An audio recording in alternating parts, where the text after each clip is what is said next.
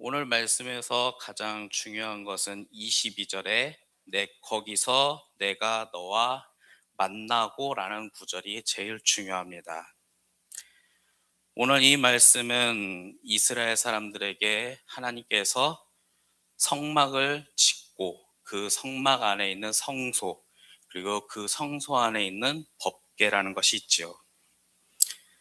오늘 이 말씀을 제가 또 특별히 묵상하게 된 이유는 가장 최근에 있었던 여름 성경학교가 있었습니다.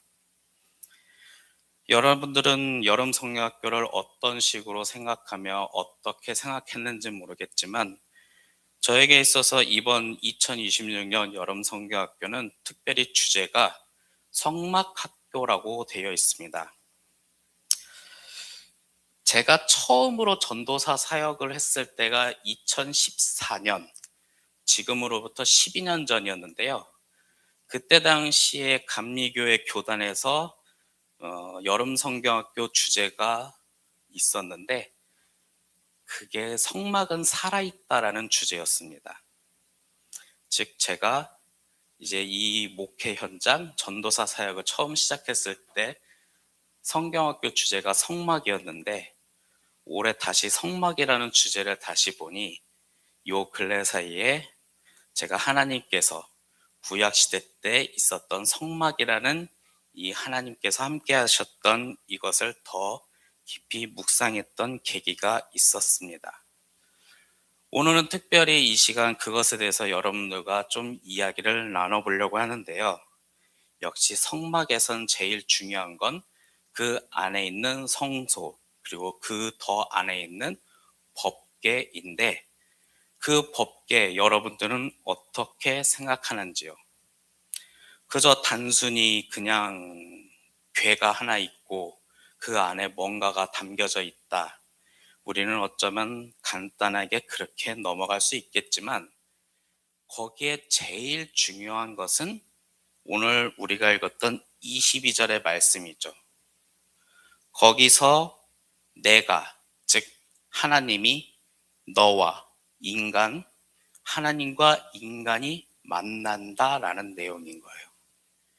즉 성막은 어쩌면 우리가 21세기에 드리는 예배의 장소라고도 생각하겠지만, 이 예배의 가장 핵심은 인간과 하나님과의 만남, 그리고 소통, 거기서의 하나님과의 교류, 그리고 거기서 함께하는 것.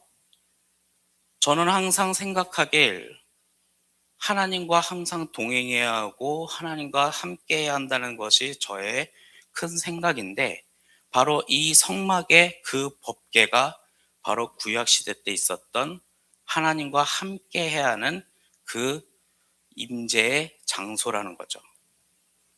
물론 우리는 지금 21세기에 살아가는 데 있어서 어디를 가든지 하나님과 함께할 수 있었어요. 물론 구약에 있었던 시대와 지금 21세기에는 큰 차이점이 있다면, 옛날 구약에는 성막에서만, 특히 법궤 앞에서만, 특히 그 성소에는 제사장만 들어갈 수 있었어요.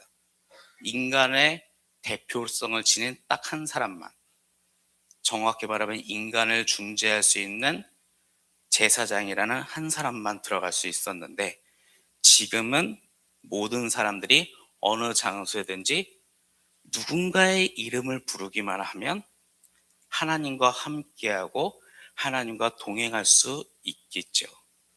물론 인간이 하나님과 만날 수 없게 된 이유는 창세기에 나왔던 뱀이 말하죠. 내가 그것을 먹는 날에는 하나님처럼 될 거야. 그것은 뭐냐? 선악을 알게 하는 과일. 그 선악을 알게 하는 나무에 먹는 것 그 자체가, 이것은 선과 악을 내가, 하나님이 아닌 내가 결정하겠다. 당신이 결정하는 것이 아니라 내가 결정하고 내 뜻에 따라라.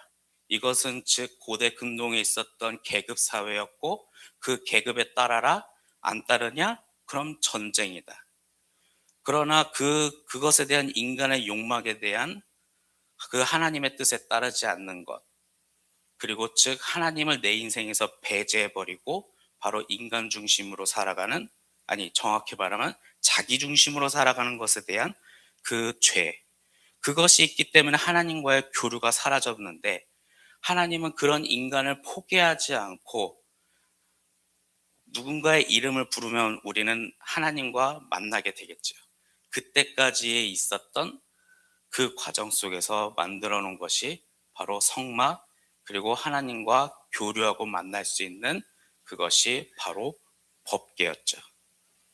그 법궤에서 분명히 성경은 말하고 있습니다. 거기서 내가 너와 만나리라. 물론 그 법궤까지 가는 그 과정 속은 굉장히 복잡하기도 합니다. 아니, 굉장히 고통스러운 과정이 있지요. 저는 우리 친구들에게 간단하게 설명하기 위해서는 애완동물을 이야기했습니다. 더 정확히 말하면 소중한 애완동물. 그때 그 당시에 이스라엘 백성들에겐 가장 순결한 양을 가져왔습니다. 그 순결한 양은 그들이 가장 소중하게 여기던 거죠. 그 소중하게 여기던 것을 바로 성막 안에 있는 뜰에 가져와서 번제단 앞에 놓고 제사장은 그 양에게 말합니다. 너 인간이 알고 있는 죄, 모르고 있는 죄, 그리고 그 무언가를, 모든 죄를 그 양에게 전가하고 그 양이 인간 대신 불에 태워져서 바로 인간 대신 불에 번제를 드리게 되는 그 과정도 있었지요. 바로 이 과정 속에 나중엔 21세기에 우리는 언제나 하나님과 동행할 때 누군가의 이름을 부르면서 하나님과 동행하는 하나의 예시가 되기도 합니다. 그러한 과정 속에서 인간의 대표, 인간의 중재자였던 한 사람 제사장이 구약에는 그 성소 안에 들어가 그리고 그 안에서 하나님과의 만남의 시간을 가졌지요. 그리고 이제 시간은 흘러 하나님께서 그 유일한 독생자를 이 땅에 보내셨습니다. 저는 누군가의 이름이라고 오늘 이 시간을 표현했지만 여러분들은 그 분이 누군지를 알고 계실 겁니다.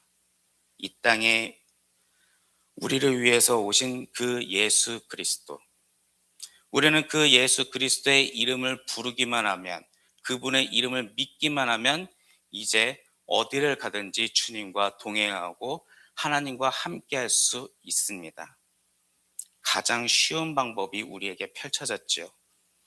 그만큼 하나님과 만나고 하나님과 동행한다는 것은 하나님께서 우리를 위해 큰 사랑을 베푸시고 큰 은혜를 베푸셨다는 겁니다.